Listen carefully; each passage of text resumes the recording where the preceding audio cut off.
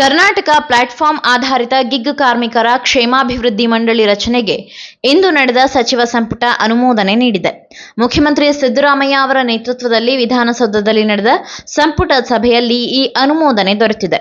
ಸಚಿವ ಸಂಪುಟವು 21 ವಿಷಯಗಳನ್ನು ಪರಿಗಣಿಸಿ ಹಲವು ನಿರ್ಣಯಗಳನ್ನು ತೆಗೆದುಕೊಂಡಿದೆ. ಕನ್ನಡ ಪ್ಲಾಟ್ಫಾರ್ಮ್ ಆಧಾರಿತ ಗಿಗ್ ಕಾರ್ಮಿಕರ ಕ್ಷೇಮಾಭಿವೃದ್ಧಿ ಮಂಡಳಿಯ ಮೂಲಕ ನೋಂದಾಯಿತ ಕಾರ್ಮಿಕರಿಗೆ ಸಾಮಾಜಿಕ ಮತ್ತು ಇತರೆ ಸೌಲಭ್ಯಗಳನ್ನು ನೀಡಲಾಗುತ್ತದೆ. ಮಂಡಳಿಯ ಕೇಂದ್ರ ಕಚೇರಿ ಬೆಂಗಳೂರಿನಲ್ಲಿರಲಿದೆ. ಕಾರ್ಮಿಕ ಇಲಾಖೆಯ ಸಚಿವರು ಮಂಡಳಿಯ ಅಧ್ಯಕ್ಷರಾಗಿರುತ್ತಾರೆ. ರಾಹುಲ್ ಗಾಂಧಿ ಅವರೊಂದಿಗೆ ಚರ್ಚೆ. ಗಿಗ್ ಕಾರ್ಮಿಕರ ಕಲ್ಯಾಣ ಮಂಡಳಿ ಸ್ಥಾಪಿಸುವ ಸಂಬಂಧ ಲೋಕಸಭೆ ಪ್ರತಿಪಕ್ಷ ನಾಯಕ ರಾಹುಲ್ ಗಾಂಧಿ ಮತ್ತು ಮುಖ್ಯಮಂತ್ರಿ ಸಿದ್ದರಾಮಯ್ಯ ನೇತೃತ್ವದಲ್ಲಿ ನಡೆದ ಸಭೆಯಲ್ಲಿ ತೀರ್ಮಾನಿಸಲಾಗಿತ್ತು. ಈ ಸಭೆಯಲ್ಲಿ ಕಾರ್ಮಿಕ ಸಚಿವ ಸಂತೋಷ್ ಲಾಡ್ ಮತ್ತು ಇತರ ಸಚಿವರು ಕೂಡ ಭಾಗಿಯಾಗಿದ್ದರು. ಕ್ರಾಂತಿಕಾರಕ ಮಸೂದೆ. ಅಸಂಘಟಿತ ಕಾರ್ಮಿಕರ ಕ್ಷೇಮಾಭಿವೃದ್ಧಿಯ ನಿಟ್ಟಿನಲ್ಲಿ ಈ ಮಸೂದೆಯು ಮಹತ್ವದ್ದಾಗಿದ್ದು ಲಕ್ಷಾಂತರ ಕಾರ್ಮಿಕರಿಗೆ ಸಹಾಯವಾಗಲಿದೆ. ಕಾರ್ಮಿಕ ಇಲಾಖೆಯ ಕ್ರಾಂತಿಕಾರಕ ಹೆಜ್ಜೆಯಲ್ಲಿ ಇದೂ ಒಂದು ಎನ್ನಲಾಗುತ್ತಿದೆ. ಮಂಡಳಿಗಳ ಕಾರ್ಯಗಳು. ಗಿಗ್ ಕಾರ್ಮಿಕರ ನೋಂದಣಿ ರಾಜ್ಯದಲ್ಲಿ ಕಾರ್ಯನಿರ್ವಹಿಸುತ್ತಿರುವ ಅಗ್ರಿಗೇಟರ್ಗಳು ಅಥವಾ ಪ್ಲಾಟ್ಫಾರ್ಮ್ಗಳ ನೋಂದಣಿ ಖಚಿತಪಡಿಸಿಕೊಳ್ಳುವುದು, ಕಲ್ಯಾಣ ಶುಲ್ಕ ಸರಿಯಾಗಿ ಸಂಗ್ರಹಿಸಲಾಗುತ್ತಿದೆ ಎಂಬುದನ್ನು ಪ್ರಮಾಣೀಕರಿಸುವುದು, ಸಾಮಾನ್ಯ ಮತ್ತು ನಿರ್ದಿಷ್ಟ ಸಾಮಾಜಿಕ ಭದ್ರತಾ ಯೋಜನೆಗಳ ಅನುಷ್ಠಾನವನ್ನು ಖಚಿತಪಡಿಸಿಕೊಳ್ಳುವುದು ಮತ್ತಿತರ ಕಾರ್ಯಗಳು ಮುಖ್ಯವಾಗಿದೆ. ಪ್ಲಾಟ್ಫಾರ್ಮ್ ಆಧಾರಿತ ಕಾರ್ಮಿಕರಿಗೆ ಸಾಮಾಜಿಕ ಭದ್ರತಾ ಯೋಜನೆಗಳ ಮೇಲುಸ್ತುವಾರಿ.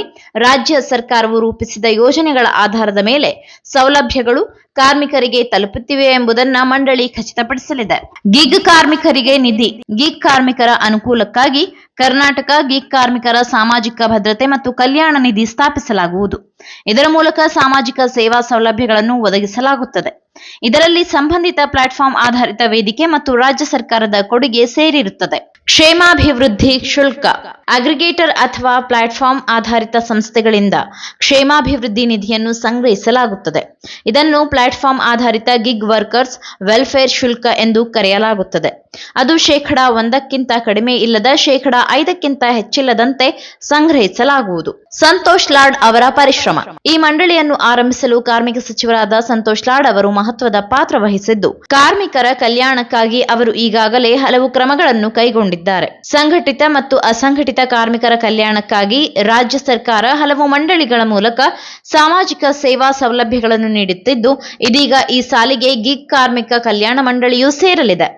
ಅಮೆಜಾನ್, ಫ್ಲಿಪ್ಕಾರ್ಟ್, ಜೆಪ್ಟೋ, ಬ್ಲಿಂಕಿಟ್ ಸೇರಿದಂತೆ ಪ್ಲಾಟ್ಫಾರ್ಮ್ ಆಧಾರಿತ ಸಂಸ್ಥೆಗಳಲ್ಲಿ ಅಸಂಖ್ಯಾತ ಕಾರ್ಮಿಕರು ಕೆಲಸ ಮಾಡುತ್ತಿದ್ದು, ಇವರಿಗಾಗಿ ಈಗಾಗಲೇ ಹಲವು ಸೌಲಭ್ಯಗಳು ನೀಡಲಾಗುತ್ತಿದೆ. ಈಗ ಮಂಡಳಿ ರಚನೆಯಾದರೆ ಇನ್ನಷ್ಟು ಅನುಕೂಲವಾಗಲಿದೆ ಎನ್ನಲಾಗುತ್ತಿದೆ. ಗಿಗ್ ಕಾರ್ಮಿಕರ ಕಲ್ಯಾಣಕ್ಕೆ ಯೋಜನೆಗಳನ್ನು ರೂಪಿಸಿ ಅನುಷ್ಠಾನಕ್ಕೆ ತರಲು ಸರಳವಾಗಿದೆ.